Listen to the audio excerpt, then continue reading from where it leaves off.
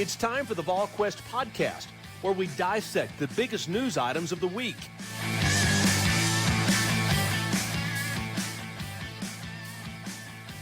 Good Tuesday, everyone. Welcome to the Volquest.com podcast, presented by our good friends at Smoky Mountain Organics, East Tennessee's most trusted health and wellness store, focusing on natural products and organic remedies. That's Smoky Mountain Organics. Shop them online at SmokyMountainOrganics.com or visit them at one of their 4 locations, including that Knoxville location at 8018 Kingston Pike, just down from West Town Malls, right across from Trader Joe's. And, of course, they've got the 3 locations in Sevier County to serve you. With Austin Price and Rob Lewis, I'm Brent Hubbs.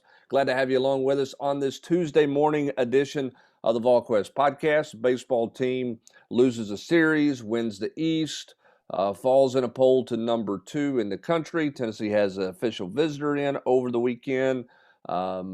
Tennessee still messing with some guys in the transfer portal. Could be a big week for the Tennessee basketball team. Lots of things going on, lots of things to get to in this podcast. Let's first start with, without knowing exactly what the guardrails are going to be that the NCAA wants to try to put in place. What kind of showdown do you guys see coming in the NIL world? I mean, you've got some lawyers out there talking now about suits and coming after the NCAA. You got agents saying things. You got the NCAA says, hey, we know we're going to court. We don't care. We're going to court. Is this really showdown, at the OK Corral, or is this a lot of talk right now, and we really don't know exactly how deep this thing's going to go when it's all said and done? I mean, for me, I just think it's the old gif of Jack Tripper when he's in the boxing ring, and he's ready, then he ducks because he's scared. I mean, the fact you have to say we know we're going to get sued, I mean, then you're going to lose. I mean, the Supreme Court. I mean, I think most of Congress is going to be in agreement that kids deserve to get paid. Can you find a better way to kind of live in that space? Sure you can. But I mean, guess what? They had forever to figure this out, and they turned a blind eye towards it. It's a joke. I mean, it's a joke that they have continued to do what they're doing, and try to come back down this road, put the toothpaste back in the tube, or however you want, whatever analogy you want to use. Good luck. I mean, good luck. You're not going to win. I mean, maybe they can come to some agreed upon, stance on this, but kids are going to fight hard, and you can bet the lawyers that are involved are going to fight even harder for the kids, because this is going to be a high profile deal. Rob, what's your takeaway? I just can't see it getting walked back. I mean, I think too much has happened. It's too big of a thing. I mean, these entities like Spire that have sprung up they're not going to go away. Like AP said, kids. I think a lot of people think kids have deserved to get a slice of the pie for a long, long time. Now they're getting it, and I just think too much water is under the bridge for the NCAA to be able to dial it back. I will say this, and I told you this a while back, Brent. I think the best thing going for Tennessee, and is the NCAA going to look at Tennessee? Sure they are. I mean, that's going to happen because all the Nico chatter that's out there.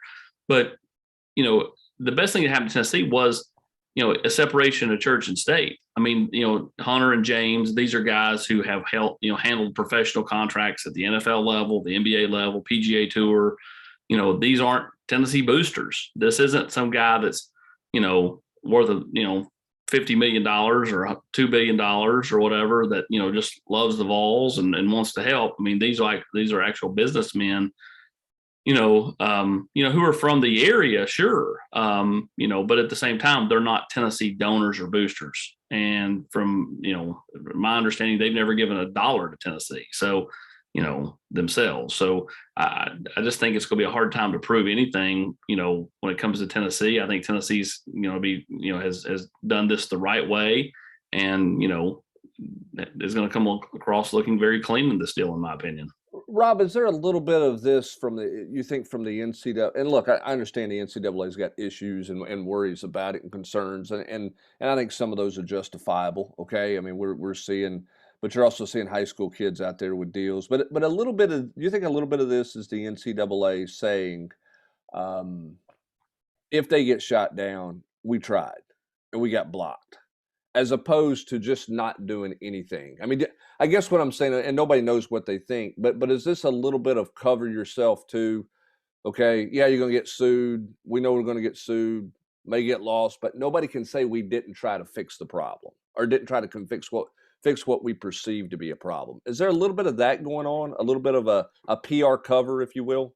Yeah, I can see that. I mean, I think that's a good point. I mean, they're going to be throwing away a lot of money, to lawyers to get that PR. But I think you're right, Hubbard. I mean, they can make the case to their constituents who, feel like they're getting left behind or feel like they're making, who are making the most noise behind closed doors, and said, hey, just like what you said, hey, we tried, we made the effort, and the ship has sailed.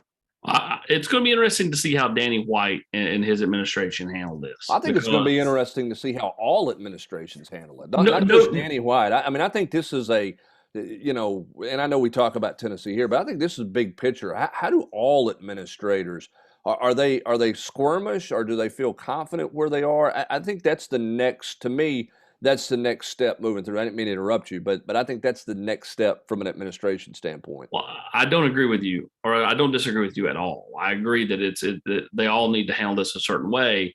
But I think for Danny White, who really in his year and a couple months on the job has been dealt some good fortune. Baseball teams having a lot of success. Basketball team, football overachieved last year. The fans feel good about themselves for a change, and if Tennessee gets a little squeamish on this deal and all of a sudden pulls the reins back, I think you take a real hit with the fan base who has continually stayed in there and stuck in there. I mean, this is a fan base that right now feels like, hey, because of NIL, we can flex our muscle as the supportive fan base and support these kids, and I think they've done a decent job of that through the first 10 or 11 months of NIL. So again, I don't think this is some showdown at the OK Corral for Danny White, but at the same time, I think how all these administrations, including his administration, handle this will show you a lot going forward.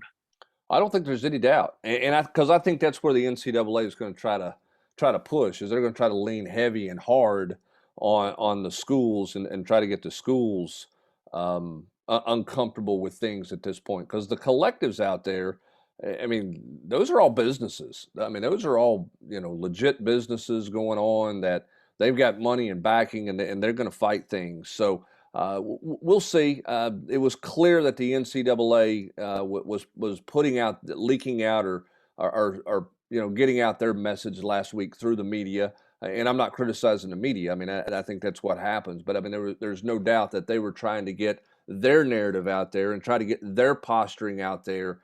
Do you think that's the right play, though, Hubs?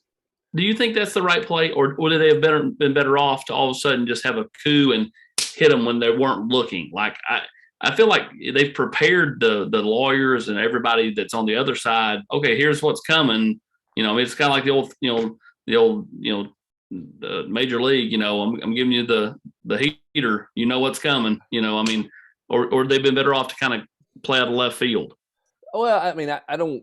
I mean, you're not going to play it out of left field, because, I mean, lawyers are going to respond whenever that's the case. Again, I think a part of this is posturing on their part, that they're doing everything they can to protect the game, that they have concerns about the game, and they're trying to get that public narrative out there. And particularly, I think that was the case, Rob, when it got out there that they were having the meetings on Capitol Hill. I mean, I think at that point, when you know that they're meeting, you want to get your side of the story out there as much as you can. So we'll see what happens moving forward. It's certainly going to be the topic of conversation over the course of the next month when you have conference meetings coming up. You got university presidents that are all going to be in the same room meeting.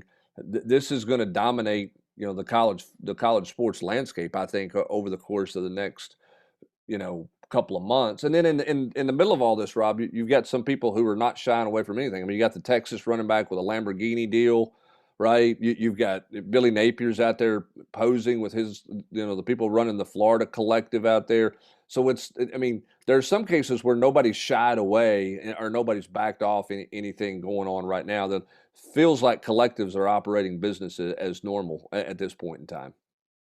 Yeah, I mean, I don't think you're going to see it change. I mean, and if you're not out there embracing it, like Billy Napier or Josh Heupel, I mean, you're getting left behind. Yeah, it's not good. I mean, you're going to struggle in recruiting if you don't have a plan. I just go back to it's the combination of transfer portal happening, boom, that's allowed now. One-time transfers can go anywhere they want to at any time for the most part, and then NIL, bam, right a couple months later. Like, I mean, it's that combination. I mean, that again, the Jordan Addison thing with Pittsburgh to me was the microcosm spotlight on how this whole thing is went south. It's not that people going and trying to get recruits. That's been happening for years. It's the fact that all of a sudden you can take a kid that was undervalued and went to a smaller school that blew up and decided he was going to be awesome and worked for it and say, hey, come to Alabama. Hey, come to Miami. Hey, come to USC or Tennessee or wherever. Like, I mean, like, to me, that's where the real flaw in the system is it's not the recruiting. It's not the, using NIL and recruiting, because people have been doing that in some form or fashion for decades. It's the fact all of a sudden you can poach a current kid off maybe a bad team that's a stud. And, can you imagine what would have happened when Larry Fitzgerald was coming out of college? Would he have finished at Pittsburgh? Because I'm going to say no. Same way that Jordan Addison's not. Like, there's plenty of those around college football that have been studs at small schools and have developed at these places that won't end up where they've started. And that's a great point, an interesting thing, Rob. Of all the guardrails that are being talked about out there and all the lawsuits and everything else, it's all been about high school recruiting. It's all been about paying, NIL deals to guys before they ever get somewhere. But when you look at it, I mean, there's as much money being spent in the transfer portal world right now, which to me is a much more competitive, interesting environment that there's no talk about guardrails for that. And I mean, how do you tell a kid who's in college and can have NIL stuff, you can't go get better NIL stuff or go get a better job, if you will? Can they even potentially try to regulate on that part of it? Because if the Addison stuff ends up being with those kind of numbers, isn't that going to be as big of a news story as it is for any high school kid coming out? Well, I think it's bigger. I mean, I think AP hit the nail on the head because I mean, collectively we've been doing this all forever. And I mean, how many 5-star busts have we seen? I mean, just here at Tennessee, plenty. I mean, but to get a guy that is already proven like Addison, that he can play at this level, I mean, that's a sure thing for a college coach. I mean, that's an incredibly valuable commodity. And same thing on the basketball side. I mean, I think some of the numbers that we've heard, guys that we're looking for in the transfer portal are just you think they're kind of absurd, and that's because it's a sure thing. I mean, how many high school? I mean, it's maybe not quite like throwing darts blindfolded, but there's going to be a lot of there's going to be a lot of guys in the everybody's top 100 that miss. Well, and there's also going to be a lot of donors hubs that end up like, yeah, I'm not doing that again. We paid $700,000 for this transfer and he did nothing, or we paid $1 million for this high school kid and he did nothing. Like, it was one thing when they paid $50,000 to get a kid. The numbers now are way different. Like, they're just different. Like, it's mind-boggling. The numbers we've heard on transfers, 500 over 3 years, or 500 a year, or 250 for a year, or whatever. I mean, like, these transfers, average players are asking for over $100,000. Average players. Think about what the ballers that are transferring are asking for. Well, and that's the other question that you get back to as we wrap up this part of the discussion here is, are you, if you are trying to put guardrails up, are you better off going really aggressive, getting in courts and all these things? Are you better off letting the market settle itself down at some point? Because The numbers, Rob, I don't think are. I'm not going to say not sustainable because I think that's a bad argument because you've got universities who have been paying guys not to work, for years. I mean, they're giving guys, $80 million contracts with $25 million buyouts. Some would say that's not sustainable, but yet it seems to always be sustainable or it works out. But my question is, does the market settle down if you're a little more patient with it as opposed to going, hammer time and try to punish all these people with some kind of retroactive rule that's going to get you in the court systems? That's hard for me to answer, Robert. I mean, and just for the reasons that you just say, and you want to say that, it's you can't keep throwing money around like that. And if you're talking about coaches or whatever, but at the same time, the SEC just what did they have to figure out how to split up in February? 775 million, I think, was the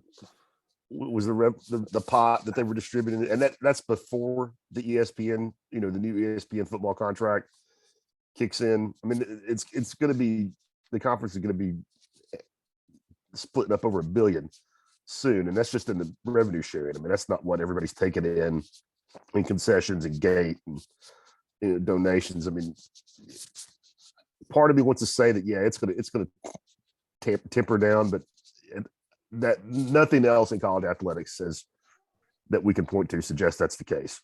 Well, it's going to be the conversation, and you're right. I mean, it's a good point. It'll be the conversation for sure over the course of the next few weeks and months moving forward. All right, let's get to a little recruiting. Austin, on the football side of things, Tennessee with official visitor in over the weekend and a transfer. What's the latest there? What's kind of set up for Tennessee the next couple of weeks in recruiting? Well, Jalen Robinson, was here, and I think Tennessee would be the slight leader there. Is going to work towards a decision this week. I'd expect something in the next 7 days or so.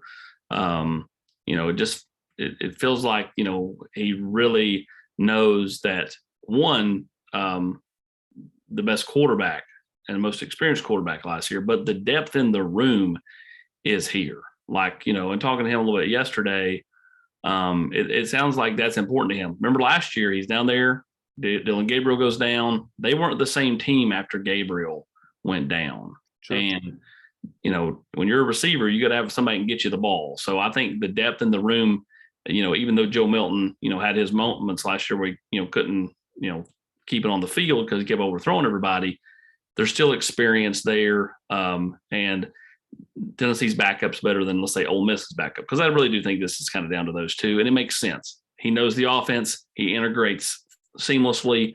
He doesn't have to spend time learning the system. And so when you also look at, the other wide receivers that are around him, I think that there's a deeper talent pool here than that Ole Miss currently as well. I think that's in favor of Tennessee. So, when you just kind of look at it, that's why I've, got Tennessee the favorite to land Jalen Robinson. But, he's not decided yet. He's not told Ole Miss. He's not told Tennessee. We'll try to work on that this week and come to a decision. And then you've also got, Tennessee still talking to Ramon Jefferson, the running back. We'll see what happens there. He's the kid from Sam Houston, right? Sam Houston State. Yeah. I would venture to say that more than anything, he's just a nice depth piece. It's kind of how I would phrase it. And then, of course, Tennessee did have Roderick Robinson in over the weekend, the San Diego running back, who is originally from South Carolina. Dad grew up in Alabama. Mom grew up in South Carolina. She still lives in South Carolina. Dad's in the military, living out in San Diego, so that's where he lives and currently plays ball. Now the question is going to be, do they get him back in town, right? Yeah, I mean, they made the top 6. I mean, I think that they'll get an official visit out of it. But he's a tough kid to read. Not, it doesn't give away much, and for his facial expression or how he says things. So it's interesting. It's kind of 4 Pac-12 schools versus 2 SEC schools, that being Auburn and Tennessee. All right, so we'll see what happens with that one moving forward as well. Coming down the pike, more visitors this in the next couple of weeks, or is everything just sort of? It's all aimed towards Memorial Day weekend. Okay, so everything's kind of shut down. No official visitors. Like.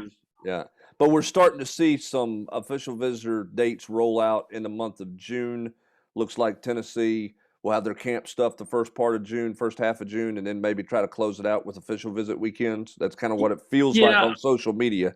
Yeah. Christian Conyers go visit mid-June. Rob, you talked to Jordan Matthews. He's going to visit in June. Bryson Sanders. Bryson Sanders will visit Memorial Day weekend, and then take a couple more trips in June before deciding sometime around the 23rd of June.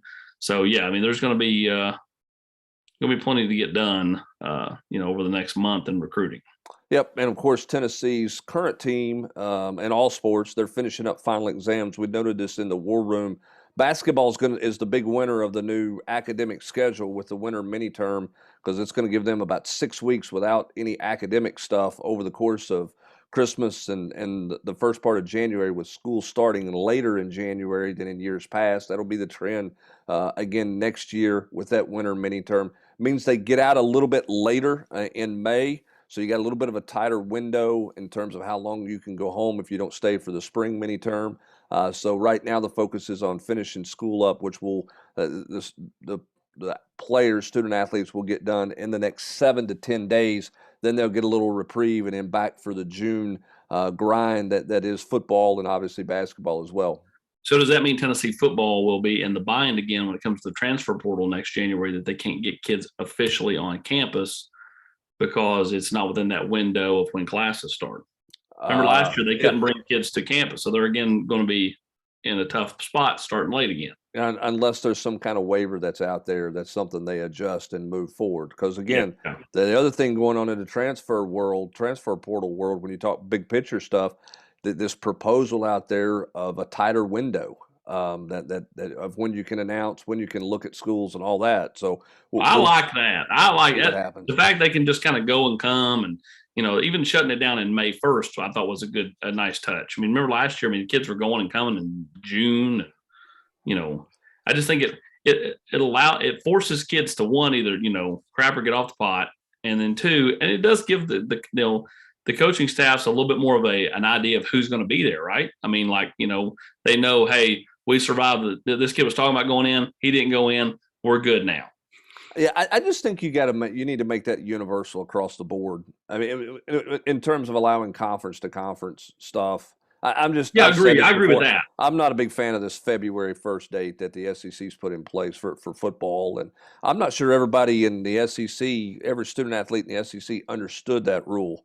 They didn't. Which is why you saw some guys go in the portal and pull themselves back out of the portal. They didn't. Amarius Mims did not. I talked to too many people, and there were, excuse me, there were multiple SEC schools telling him, "Oh, we'll get you the waiver." What waiver? The rule is the rule. Either that or there is no rule. What allows him to be eligible for a waiver? That made no sense to me. But I mean, you're right. There were multiple guys in this league that did not understand that and thought they could go inside this league and then took their name back out. Yeah, I just don't like the fact that you're making the kid make a choice there whether or not he's going to compete in spring practice or not compete in spring practice. I'm just not personally, I'm not a fan of that. We'll see if the SEC changes that. I'm sure that's on the topic of conversation among many other transfer and recruiting topics of conversation that'll take place at the SEC spring meetings. Speaking of topics of conversation, that is the Tennessee basketball program, Rob Lewis, as they try to add things. Rick Barnes is in charge of the rules committee for college basketball, with an emphasis taking place on flopping first and foremost, among some other things. It appears, Rob, that they may add another media timeout in the half. I know you're a big fan of another stoppage play. If you shorten all the other ones, though, Hubs, then it's not that bad, right? No, I would agree with that, but will they really shorten them? I mean, they go some less. Well, we did that on Rivalry Thursday. Yeah, but you're not in no offense to Mark Packer. That's not a $1 billion industry, I don't think. I mean, Packer's a media mogul. I get it, but I don't think he's rolling that kind of money out there. But there is talk of that, certainly adjusting the flop rule as well. And then, Rob, for Tennessee, it's about what's this roster going to look like? And all eyes are on Julian Phillips. Guys, he's supposed to make a decision on Thursday of this week. Feels like Tennessee, Auburn. There's also been a lot of twists and turns in this thing. But that's what it feels like at this point with Julian Phillips, Rob. How big of a piece of the puzzle, because he's been the priority for Tennessee for a while, how big of a piece of a puzzle would that be for Tennessee? It would be significant. I mean, don't get me wrong, but I mean, I don't want to hype him up too much, but it would be a big get.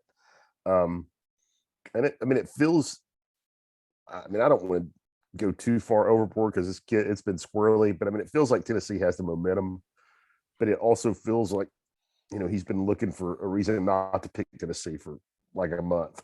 That would have been the easiest thing for him to do, coming off that decommitment from LSU. But, gun to my head, right, we're recording this on Monday, on Thursday. I like Tennessee's chances, but literally nothing would surprise me. Yeah, including a Tuesday midweek visit somewhere. I mean, and that's not a knock on the kid. It's just, I mean, that's the way that recruitment is going. Obviously, Kansas State was talked about; they're out. Well, it feels like it's all Tennessee and Auburn at this point. Austin feels like some of the family likes Tennessee, maybe a little bit more than some other schools. But at the end of the day, this is going to be Julian Phillips's decision. Yeah, it's right. And I'm with Rob. Like, the longer this thing kind of and I know he's got a firm date set, so he's not going to do anything. But I mean, the easy pick was to pick Tennessee a month ago, and he has not done so. And it is my belief that neither Auburn or Tennessee has been told at this point that they are the pick. So that's the one. That's the big one to keep an eye on going into this or this week, because Tyrese Hunter, Rob, is going to take those last two visits. He's going to see Gonzaga and Texas before he makes a decision. So he's not on the cusp of making a decision. It doesn't feel like at this point. And then Tennessee's scheduled to bring in two official visitors this weekend: DJ Jefferson, the one-time Tulsa commit who's playing up at the prep school. You're going to say DJ Jazzy Jeff, Hubs, come on. And Toby Awaka, is that what we're going to go with? That's how I'm going. That's what I'm going with, Hubbard. All right. So we think both of those guys are going to be in this weekend. Let's start with Jefferson. Washington State, Wake Forest, Tennessee. He told me those were his three. He later announced that those were his three finalists. No knock to Washington State, but isn't this Tennessee, Wake Forest when it's all said and done, Rob? Yeah, I think so, and I think, I mean, Tennessee has a pretty significant tie here. Frank Haith, who was the coach at Tulsa, who Jefferson originally committed to, former Rick Barnes assistant, longtime friend of Coach Barnes. I would imagine that tie is probably helping Tennessee. I'm not saying it makes it a slam dunk, but I think that puts Tennessee in a good spot with Jefferson. He's an interesting. I mean, obviously, everybody was talking about what happened with Zakai Ziegler last year, and kind of out of the blue. I mean, Jefferson's a guy who had a home in Tulsa and then decommitted and then went to the Iverson game and really turned a bunch of heads. Right? Is he a byproduct of the COVID year? A lot of people saw him, Rob, or is he really dramatically? I mean, has he grown? Has something changed with his game to really elevate him beyond just that Iverson Invitational? I think he's a late bloomer, and I think part of it. I haven't really talked to a ton of people about why his stock has risen, but I think part of it is, however, he is kind of an undersized guy who the guard skills maybe weren't there early on. And I'm not saying that he's a finished product now by any means, but I think he's improved his perimeter skill set. He has always been a big time athlete. I mean, pretty elite on that spectrum. And but 6'5", 190. I don't think that he was viewed as somebody that was very polished. And again, I'm not saying he's a finished product now, but I think he's really improved his skill set and to kind of catch up with his just raw athleticism. And then, of course, Tennessee's got the tie with Awonka with Zakai Ziegler. How big of a factor do you think that is? What are you laughing at, AP? I mean, I can see you know his nickname, right? Tonka? What? I don't know. No. What's his last name, Hose? Are you going to go like Sesame Street reference here or Muppet reference? It's going to be Fozzie Bear. Waka waka. No, that's Austin's corny joke of the day. There you go. I could see that one coming a mile away. It's really. Now, Waka is a really. I think the Ziegler. I'm proud you got that. That makes me a day. Go ahead, Rob. I think the Ziegler tie is pretty significant, but I don't think that in itself is going to be enough to pull him here. But he is the epitome of a late bloomer. I mean, he really started his senior year with just mid-major offers, and Tennessee has thrown an offer out there, but they're hardly the only ones. Maryland, I know, is has come in and offered. Pittsburgh out of the ACC has offered. St. John's, which was a local school who knew all about him, had not offered him prior to this spring, and has seen him. And he's a big dude. I mean, he's 6'8", 240 pounds. I mean, he's a banger. I think he's raw. I don't think he's definitely ready to help right now, but he kind of fits the mold of the kind of guy that we've seen Coach Barnes take a flyer on. Feel like all three of these are takes, Rob? Hubbard, somebody asked me that on the board, and I think a lot of it depends on Tyrese Hunter. I mean, I don't love where Tennessee's at in the batting order right there. Just I disagree, Rob, because I think in the transfer portal, it's better to be first, not the old recruiting way. Maybe. I mean, maybe I'm wrong. I just, and again, I'm not saying Tennessee's out of it. I just don't love where they, I don't love the position where they got to get up and take their swings. I mean, isn't Gonzaga the one that catches? I mean, just because I guess their name, but in that the school, Rob, when you look at it, that it's like, okay. I mean, because there's some similarities to Rick Barnes and Mark Few, and kind of how they go about things, and player development was in my conversation with Hunter was just a huge part of what this is going to be all about for him. So Gonzaga to me is the one that I look at and go, yeah, that's big Tennessee's biggest challenge. Well, and they have such a strong track record with transfers too. Then you got Kansas looming out there, which is, I mean, you can't discredit them. Just won the national championship, and he knows all about Kansas, having played, against them in the Big 12. Yeah. Well, but back to your original question, Hubbard, I don't know, like in quotation marks, no, they won't take all three of those high school guys, Jefferson, Phillips, and Alaka. I just kind of feel like that might be too much. Too much youth. Might need a little season. I kind of think so, but that is just my opinion. Yeah. Feels like Kyle Lofton, not a lot of juice there. The kid out of St. Bonaventure. I mean, doesn't feel like Tennessee. I know Tennessee's inquired, but it doesn't feel like there's a whole lot going on there to me. Might change, but it doesn't seem that way right now. Yeah, just not feeling a lot of buzz there. Yeah, not seeing a lot of buzz there. Tennessee's out there still offering some high school kids as well and talking to some other high school kids. So we'll see. It's going to be a wild few weeks for sure as Rick Barnes and his staff look to complete their roster. All right, that's going to do it for this edition of the Smoky Mountain Organics Volquest.com podcast. Austin, this is where you're supposed to cue the Muppets music to get us out. Waka waka. I mean, you didn't have the theme music ready. Hey, you would make one of those old dudes that sits up in the balcony and just yells negativity. That would be your perfect role. I'm the grumpy old non-smiling man up in the balcony of the Muppets. Thanks, I appreciate that. All right, that's going to do it for this edition of the podcast. He's Austin Price, Rob Lewis. I'm Brent Hubbs. Thanks for joining us. Have a great rest of your Tuesday, everybody.